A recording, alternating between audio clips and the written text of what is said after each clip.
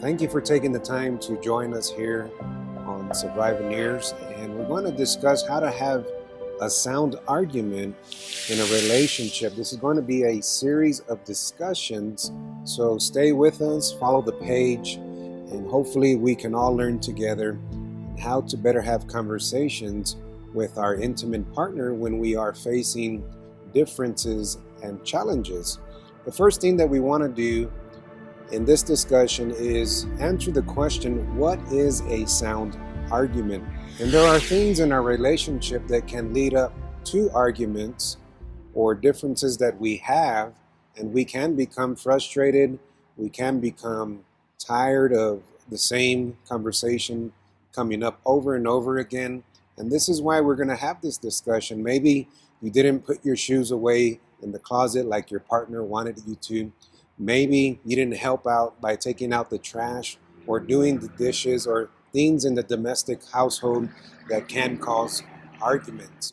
Certainly, even the small things that we sometimes need to pay attention to make sure that our partner is heard, that they feel safe. These can sometimes ruin a relationship. And we must not take those lightly because all the little things can add up and can cause these issues for us to even break apart or become disconnected. So, what is a sound argument? Well, a sound argument is based upon deductive reasoning. And what do we mean by this? What we mean by deductive reasoning is that we go from a general standpoint to a more specific standpoint.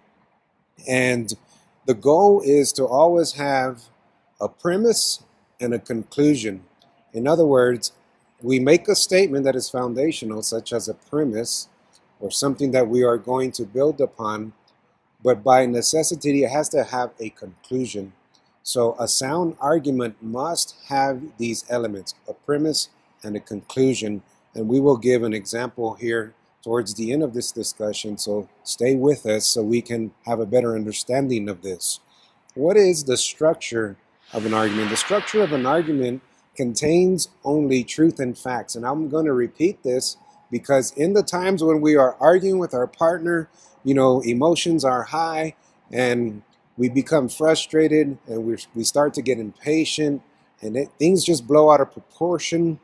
And what we want to keep in mind there in these moments is that if we're going to have a healthy argument, we must stick with the facts. So a sound argument is structured in a way that has truth and it has facts. Let's not bring up past things with our partner that they did in the past and throw it in their face, especially if y'all have had a conversation about that, you have dealt with that situation and you're trying to move on from it.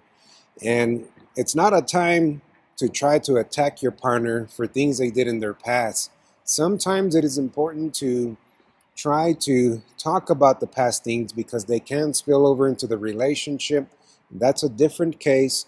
But in this case, we're talking about when we are using it as ammunition to attack our partner, just to belittle them or bring them down. We don't want to do that on a sound argument because we are more than likely not going to get anywhere in that conversation because it's going to cause a shutdown for maybe yourself or your partner. So remember, a sound argument must contain truth and facts, and this is based upon deductive reasoning. We're going from a general statement to a more specific statement, and this is how we tackle a problem very slowly, very calmly. Now, we can give an example of a lawyer.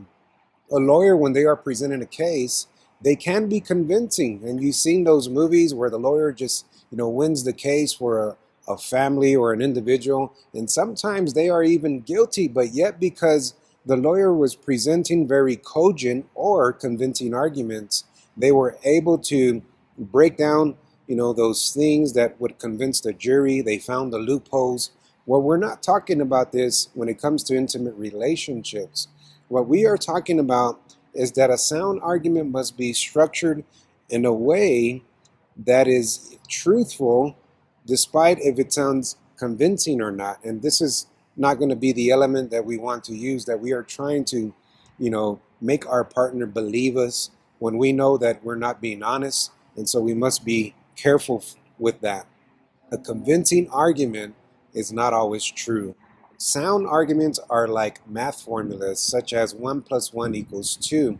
It can't have lies in it, it can't have untruth in it. It must equal what it's meant to be, a foundation and a conclusion that is truthful. It cannot contain no cracks in its foundation.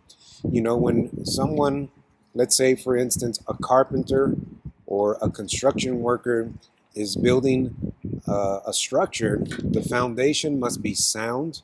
It cannot have any cracks or compromise in it, because once it starts to build and the structure starts to take place, when challenges come, when storms of life come, if we can give this example figuratively, then if the foundation is not strong, those cracks in the foundation are going to be compromised even more.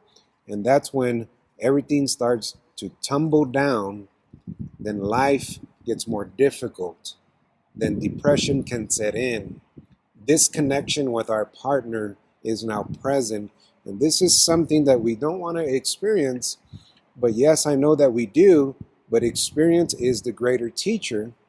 And that can help us along the way to grow even stronger when we are having these issues. I want to give us a brief example of what we mean by a premise and a conclusion. Let's say, for example, you have two people that practice monogamy, and that simply means that they are exclusive only to each other. They don't go outside of the relationship. They have a bond with only each other intimately, emotionally, and physically, and they do not, seek other avenues to fulfill those emotional needs and those desires. They are monogamous.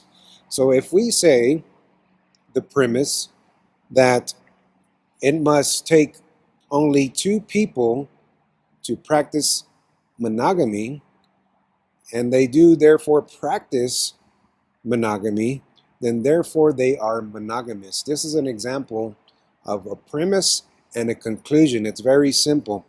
In an argument, we make a statement, and it has to be based on truth. And the conclusion and the result is only one result. And I know it gets difficult when we are in the moment of trying to prove our point or push our thoughts and trying to express our emotions. And sometimes we go off by the wayside and just start saying other things. We start blaming our partner. We start telling them that, they're not good enough. And in this case, this is not a sound argument, because it is adding to the fire of that situation, and it does not help each of you in that moment. So stick with the truth, stick with the facts, have a calm conversation, do it in a healthy way, and respect each other while you're doing it. And then you will see that healthier conversations start to be born, healthier expressions start to come your way. And this just helps both of you overall to be more connected, more bonded the way that you want to. We have answered the question, what is a sound argument?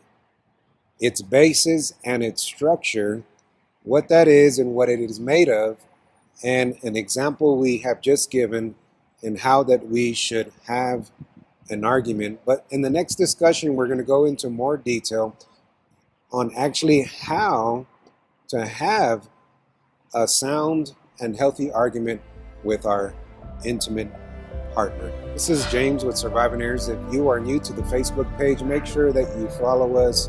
I put out blog posts periodically. I put out short videos discussing things about relationships and personal development, and sometimes even about our health. And I hope that you will continue to join us in this journey and how to live life more skillfully.